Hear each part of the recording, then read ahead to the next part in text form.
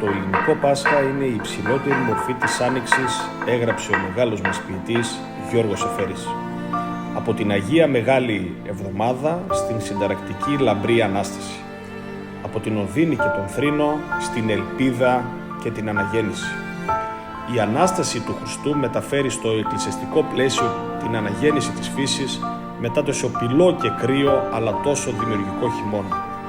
Εδώ στα μετέωρα, όπου η φύση σμίγει με την ιστορία και η παράδοση συναντά τον σύγχρονο τρόπο ζωής, θα ανακαλύψετε το ελληνικό, ορθόδοξο, γαλήνιο κατανυκτικό Πάσχα, συμφασμένο με τη θρησκευτική έννοια της Ανάστασης, αλλά και με την ανάταση των ψυχών και την ανοιξιάτικη αναγέννηση της φύσης που σηματοδοτεί ποικιλοτρόπως την ανθρώπινη ολοκλήρωση.